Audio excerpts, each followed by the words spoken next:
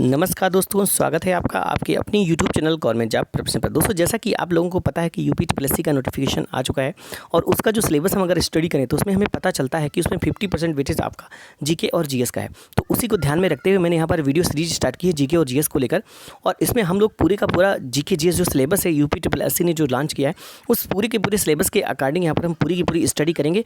आप लोगों को बिल्कुल भी हेडेक लेने की कोई भी ज़रूरत नहीं है, पूरा सिलेबस हम लोग कंप्लीट करेंगे। लेकिन हो सकता है यहाँ पर मैं रेगुलर टाइम में आपको वीडियोस ना दे पाऊँ, लेकिन आपको वीडियोस जल्दी जरूर मिलेंगे। दोस्तों, अगर आप चाहते हैं कि जो वीडियो मिले उसको आप देखना चाहते हैं तो आप ऐसा कर सकते हैं कि हमारे चैनल को सब्सक्राइब कर सकते हैं और बेल आइकन को प्रेस कर सकते हैं, ताकि जैसे ही हमारा कोई वीडियोस अपलोड किया जाएगा आपको नोटिफिकेशन मिल जाएगा और आप उसे देख पाएंगे। और साथ में मैंने यहाँ पर प्लेलिस्ट भी क्रिएट कर रहा हूँ, उस प्लेलिस्ट में जाकर आप यूपीटीपीएससी पीटी तैयारी से संबंधित वीडियो सारे देख पाएंगे। तो चलिए शुरू करते हैं। आज का हमारा वीडियो है, आज का हिस्ट्री का वीडियो नंबर 7 है ये, और इसके पहले मैंने 6 वीडियोस हिस्ट्री की ऑलरेडी प्रोवाइड कर दिए हैं, तो अगर आपने वो नहीं देखे हैं तो उनको जाकर देख सकते हैं। तो चलिए शुरू करते हैं आज का हमारा वीडियो सेशन। सो गाइस, यहाँ पर जो पहला क्वेश्चन निकल कर आ रहा है निम्नलिखित में से कौन सा बौद्ध पवित्र स्थल निरंजना नदी पर स्थित था।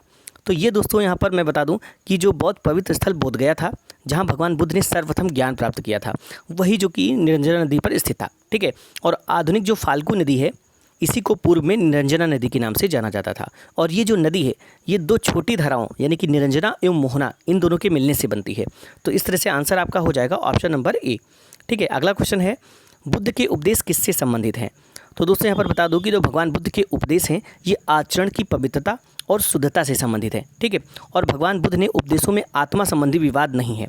धार्मिक कर्मकांडों की भगवान बुद्ध ने बहुत ही अच्छे तरीके से आलोचना की है। तो इस तरह से यहाँ पर आंसर आपका हो जाएगा ऑप्शन नंबर डी। अगला क्वेश्चन देखते हैं। नेक्स्ट क्वेश्चन है, निम्नलिखित में से कौन बुद्ध के जीवन काल में ही संघ प्रमुख होना चाहता था। तो दोस्तों क्वेश्चन आपका ये है कि ऐसा कौन व्यक्ति था जो भगवान बुद्ध के जीवन काल में ही संघ का प्रमुख बनना चाहता था। तो दोस्तों यहाँ पर मैं बता दूं कि देवदत्त जो कि भगवान बुद्ध का चचेरा भाई था, ये पहले उनका अनुगत बना और फिर उनका विरोध करने लगा। और वो भगवान बुद्ध ये जो इनका चचेरा भाई देवदत्त था, ये बुद्ध संघ से बुद्ध को हटाकर स्वयं को प्रधान बनाना चाहता था, किंतु इसे इसमें सफलता नहीं मिल पाई थी। और वस्तुतः जो देवदत्त है ये उसी दिन से संघ का प्रधान बनने की कोशिश कर रहा था जिस दिन वह पहले बौद्ध भिक्षु बना था। तो इस तरह से आंसर हो जाएगा ऑप्शन नंबर ए, आपका सही आंसर हो जाता है। अगला क्वेश्चन देखते हैं, गौतम बुद्ध ने अपनी मृत्यु के उपरांत बौद्ध संघ के नेतृत्व के लिए निम्न में से किसे नामित किया था। तो गौतम बुद्ध ने अपनी मृत्यु के उपरांत बौद्ध संघ के लिए जो नामित किया था, तो यहाँ पर मैं बता दूं कि जो कुशीनारा में मल्लों की सालवन में विश्राम के दौरान भगवान बुद्ध की मृत्यु हो गई थी। और भगवान बुद्ध ने अपनी मृत्यु से पूर्व भिक्षुओं को निकट बुलाकर एक धर्मोपदेश दिया और उसमें कहा कि आनंद, शायद तुम ऐसा सोचो कि हमारे शास्ता चले गए, अब हमारा शास्ता नहीं है। आनंद, ऐसा मत समझना, मैंने जो धर्म और विनय किए हैं मेरी बात वे ही तुम्हारे शास्ता होंगे। इस प्रकार यहाँ पर अगर देखा जाए तो इससे ये स्पष्ट होता है कि भगवान बुद्ध ने अपनी मृत्यु के उपरांत बौद्ध संघ के नेतृत्व के लिए किसी को नामित नहीं किया था, बल्कि उनके उपदेशों यानी कि धर्म एवं विनय को ही मार्गदर्शक बताया था। तो आंसर आपको हो जाएगा उपयुक्त में से कोई नहीं। अगला क्वेश्चन देखते हैं। नेक्स्ट क्वेश्चन है, अष्टांग मार्ग की संकल्पना है। तो दोस्तों यहाँ पर मैं बता दूं कि भगवान बुद्ध के चतुर्थ आर्य सत्य में दुख निरोध का उपाय बताया गया है, और इसे दुख निरोध गामिनी प्रतिपदा भी कहा जाता है, और इसे मध्यमा प्रतिपदा या मध्यम मार्ग भी कहते हैं। उनके इस मध्यम प्रतिपदा में 8 सोपान हैं, इसीलिए इसे अष्टांगिक मार्ग भी कहा जाता है। और इसके 8 जो सोपान हैं वो हैं सम्यक दृष्टि, सम्यक संकल्प, सम्यक वाक, सम्यक कर्मात, सम्यक आजीव, सम्यक व्यायाम, सम्यक स्मृति एवं सम्यक समाधि। अष्टांगिक मार्ग जो है ये धर्म चक्र प्रवर्तन सूक्त की विषय वस्तु का अंग है। तो इस तरह से आंसर हो जाएगा option number D. Next question देखते हैं। हमारा अगला क्वेश्चन है, भगवान बुद्ध के बारे में निम्न में से क्या सत्य है। तो दोस्तों यहाँ पर मैं बता दूं कि जो भगवान बुद्ध थे ये कर्म सिद्धांत में विश्वास करते थे, और वे आत्मा में विश्वास न करते हुए भी पुनर्जन्म में विश्वास करते थे, और वे निर्वाण प्राप्ति में भी विश्वास करते थे, किंतु ईश्वर की सत्ता में विश्वास नहीं करते थे। तो इस तरह से आपका आंसर हो जाएगा कि वे कर्म में विश्वास करते थे, बिल्कुल सही है। ये आत्मा का शरीर में परिवर्तन मानते थे, सही है। निर्माण प्राप्ति में विश्वास करते थे, बिल्कुल सही है। और ईश्वर की सत्ता में विश्वास करते थे, ये आपका गलत हो जाता है। तो इस तरह से ऑप्शन नंबर ए आपका सही आंसर यहाँ पर निकल कर आ जाता है। ठीक है, ऑप्शन नंबर ए आपका सही आंसर हो जाएगा। नेक्स्ट क्वेश्चन देखते हैं, बौद्ध संघ में भिक्षुओं के रूप में स्त्रियों के प्रवेश की अनुमति बुद्ध द्वारा दी गई थी। तो दोस्तों यहाँ पर मैं बता दूं कि अपने जो प्रिय शिष्य जो कि आनंद थे, इनके कहने पर भगवान बुद्ध ने वैशाली में स्त्रियों का बौद्ध संघ में भिक्षुणी के रूप में प्रवेश की अनुमति प्रदान की थी। और बौद्ध संघ में सर्वप्रथम शामिल होने वाली जो स्त्री थी ये महाप्रजापति गौतमी थी, यानी कि यहाँ पर आंसर हो जाएगा आपका बहुत संख्या बिच्छुओं की स्त्री के प्रवेश की अनुमति द्वारा दी गई थी। तो यहाँ पर आंसर हो जाएगा वैशाली में। ऑप्शन नंबर बी आपका सही आंसर हो जाएगा। ठीक है, नेक्स्ट क्वेश्चन देखते हैं, त्रिपिटक क्या है? तो दोस्तों अगर हम त्रिपिटक की बात करते हैं तो ये जो त्रिपिटक है ये बुद्ध के उपदेशों का संग्रह है, यानी कि ऑप्शन नंबर डी आपका सही आंसर हो जाता है। त्रिपिटक बौद्ध ग्रंथों में सर्वाधिक महत्वपूर्ण है और बुद्ध की मृत्यु के बाद उनकी शिक्षाओं को संकलित कर 3 भागों में बांटा गया। इन्हीं को त्रिपिटक कहते हैं। ये हैं विनय पिटक, संघ संबंधी नियम व आचार की शिक्षाएं हैं जिसके अंतर्गत, सुत्त पिटक इसमें धार्मिक सिद्धांत दिए गए हैं, और तथा अभिधम्म पिटक जिसमें दार्शनिक सिद्धांत दिए गए हैं। अगला क्वेश्चन देखते हैं। नेक्स्ट हमारा क्वेश्चन है, त्रिपिटक ग्रंथ किस धर्म से संबंधित है? तो मैंने बताया अभी कि त्रिपिटक जो है ये बौद्ध धर्म से संबंधित है, यानी कि ऑप्शन नंबर बी आपका सही आंसर हो जाता है। नेक्स्ट क्वेश्चन देखते हैं, त्रिपिटक निम्नलिखित में से किससे संबंधित है? तो ये बताया बौद्धों से संबंधित है। ऑप्शन नंबर बी आपका सही आंसर यहाँ पर हो जाता है। अगला क्वेश्चन देखते हैं, निम्नलिखित में से किस बौद्ध ग्रंथ में संघ जीवन के नियम प्राप्त होते हैं? तो यहाँ पर संघ जीवन के नियम जो है ये मैंने बताया कि 3 भागों में बांट दिया गया था, और इन्हीं 3 भागों को त्रिपिटक कहा गया। और इसमें जो विनय पिटक था इसमें संघ संबंधी नियम व आचार की शिक्षाएं दी गई थी। तो इस तरह से आंसर हो जाएगा option number A Vinaya Pitaka. Next question देखते हैं, यमक बुद्ध पिटक से संबंधित है? तो यमक जो है ये आपका अभिधम्म पिटक से संबंधित है। ऑप्शन नंबर सी आंसर सही हो जाएगा। अभिधम्म पिटक में दार्शनिक सिद्धांतों का संग्रह मिलता है और ये प्रश्नोत्तर के रूप में है। अभिधम्म के अंतर्गत 7 ग्रंथ शामिल हैं जिसमें धम्म संगति, विभंग, धातु कथा, युगल पंचति, कथावत्थु और यमक तथा पट्टान। अगला क्वेश्चन देखते हैं, निम्नलिखित में से किस बौद्ध साहित्य में महात्मा बुद्ध के नैतिक सिद्धांत संबंधित प्रवचन संकलित हैं?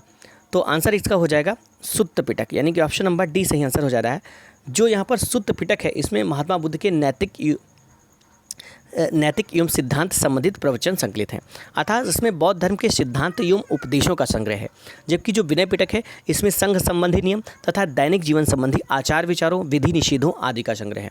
जातकों में बुद्ध के पूर्व जन्मों की कहानियाँ संग्रहित हैं। अगला क्वेश्चन देखते हैं, प्राचीन भारत के बौद्ध मठों में पौरन नामक समारोह आयोजित किया जाता था, जो क्या है? तो इसका जो मैं बता दूं कि वर्षा ऋतु के समय 4 महीने बौद्ध भिक्षु बौद्ध महाविहारों में निवास करते थे। इस समय धर्म प्रचार का कार्य स्थगित रहता था।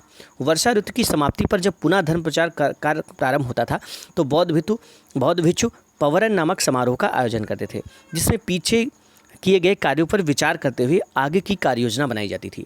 और इसके अतिरिक्त भिक्षु इस समारोह में अपने द्वारा किए गए अपराधों को भी स्वीकार करते थे। तो इस तरह आंसर आपका हो जाएगा ऑप्शन नंबर बी, वर्षा ऋतु के दौरान मठों में प्रवास के समय भिक्षुओं द्वारा किए गए अपराधों की स्वीकारोक्ति का अवसर प्राप्त। अगला क्वेश्चन देखते हैं। नेक्स्ट है, अशोकाराम विहार निम्नलिखित में से किस स्थान पर स्थित है? तो यहाँ पर मैं बता दूँ कि जो प्रसिद्ध बौद्ध ग्रंथ महावंश के अनुसार मौर्य शासक अशोक ने पाटलिपुत्र में अशोकाराम विहार को निर्मित करवाया था, और इस विहार का जो निरीक्षण है इंद्रगुप्त नामक थेर भिक्षु के निरीक्षण में हुआ था। और तीसरी बौद्ध संगीति सभा भी अशोक के समय में ही आयोजित हुई थी। तो इस तरह से आंसर आपका यहाँ पर हो जाएगा ऑप्शन नंबर बी, यानी कि पाटलिपुत्र। नेक्स्ट क्वेश्चन देखते हैं, विश्व का सबसे ऊंचा कहा जाने वाला विश्व शांति स्तूप बिहार में कहाँ पर स्थित है? तो दोस्तों बिहार में राजगीर की पहाड़ियों जो कि 400 मीटर की ऊंचाई पर स्थित शांति स्तूप विश्व का सबसे ऊंचा कहा जाने वाला विश्व शांति स्तूप है। और वैशाली स्थित शांति स्तूप की ऊंचाई 38 मीटर यानी कि 125 फीट एवं चौड़ाई 36 मीटर यानी कि 118 फीट तथा गुंबद का जो व्यास है ये 20 मीटर यानी कि 65 फीट है। तो इस तरह से आंसर हमारा हो जाता है राजगीर, ऑप्शन नंबर सी। ठीक है, नेक्स्ट क्वेश्चन देखते हैं। अगला क्वेश्चन है, बुद्ध की 80 फुट की बड़ी प्रतिमा जो बोधगया में है निर्मित की गई है। तो इसका मैं बता दूं कि जो बुद्ध की 80 फीट ऊंची बोधगया में स्थित प्रतिमा है ये लाल ग्रेनाइट एवं बलुई पत्थर से निर्मित है और जिसके निर्माण में 7 वर्ष का समय लगा। और ये जो प्रतिमा है ये जापान के दाई जोकिया संप्रदाय के सहयोग द्वारा निर्मित की गई थी। तो इस तरह से आंसर आपका यहाँ पर क्या हो जाएगा? इसका आंसर हो जाएगा जापानियों के द्वारा, यानी कि ऑप्शन नंबर ए सही आंसर हो जाता है। अगला क्वेश्चन देखते हैं, सर्वप्रथम स्तूप शब्द कहाँ मिलता है? तो दोस्तों यहाँ पर बता दूं कि जो सर्वप्रथम स्तूप शब्द का जो वर्णन है ये ऋग्वेद से प्राप्त होता है। इसके अतिरिक्त अथर्ववेद, वाजपेयी संहिता, तैत्तिरीय ब्राह्मण संहिता, पंचविंश ब्राह्मण आदि ग्रंथों में स्तूप के संबंध में जानकारी मिलती है।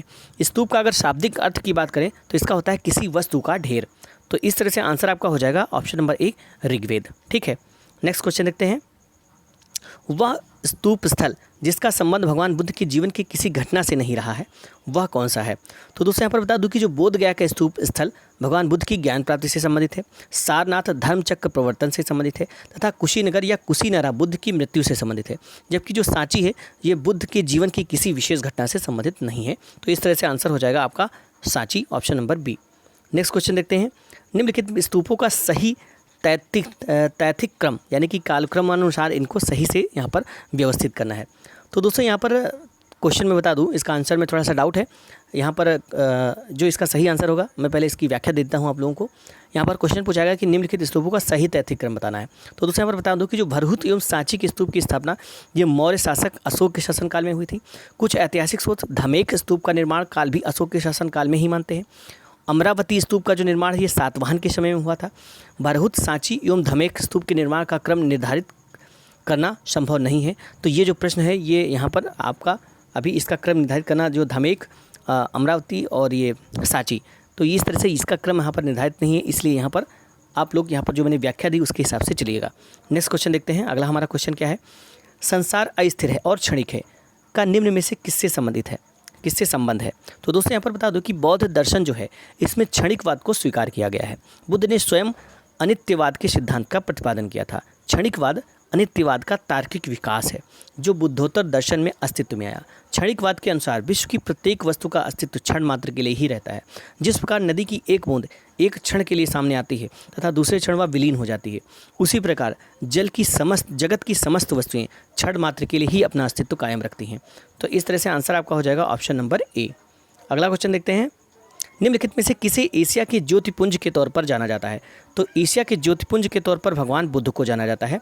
ठीक है, गौतम बुद्ध के जीवन पर एडविन अर्नाल्ड ने लाइट ऑफ एशिया नामक काव्य पुस्तक की भी रचना की है।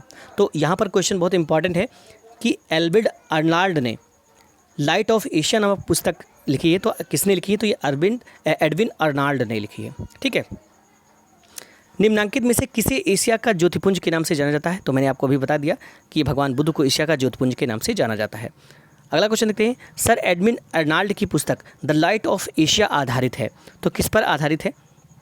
तो इसका आंसर जो हो जाएगा ये हो जाएगा ललित विस्तार पर, यानी कि ऑप्शन नंबर बी सही आंसर हो जाता है। सर एडविन अर्नाल्ड की जो पुस्तक है द लाइट ऑफ एशिया ये ललित विस्तार के विषय वस्तु पर आधारित है और इस पुस्तक का जो प्रकाशन है ये 1879 ईस्वी में लंदन में किया गया था। ठीक है, अगला क्वेश्चन देखते हैं। बौद्ध धर्म के महायान और हीनयान संप्रदायों में सर्वाधिक मौलिक अंतर निम्नलिखित में से कौन सा था? ठीक है, तो बौद्ध धर्म के महायान और हीनयान संप्रदायों में सर्वाधिक मौलिक अंतर जो था ये था देवी देवताओं की पूजा, यानी कि ऑप्शन नंबर आपका सी सही आंसर यहाँ पर हो जाता है। जो बौद्ध धर्म के हीनयान और महायान संप्रदाय में सर्वाधिक मौलिक अंतर की बात अगर करें तो ये देवी देवताओं की पूजा था। हीनयान में बुद्ध को एक महापुरुष माना जाता था, जबकि महायान में उन्हें देवता माना गया तथा उनकी पूजा की जाने लगी। इसी के साथ ही अनेक बोधिसत्वों की भी पूजा की जाने लगी। ठीक है, अगला क्वेश्चन देखते हैं। तो ये दोस्तों आज का यहाँ पर वीडियो सेशन था। आज इतने ही क्वेश्चन रहेंगे, अगले वीडियो सीरीज में हम आगे की क्वेश्चन देखेंगे। तो दोस्तों अगर आपको वीडियोस पसंद आ रहे हैं तो इसे जरूर लाइक करें। मिलते हैं इसी सीरीज के नए वीडियो के साथ, तब तक के लिए थैंक्स फॉर वॉचिंग।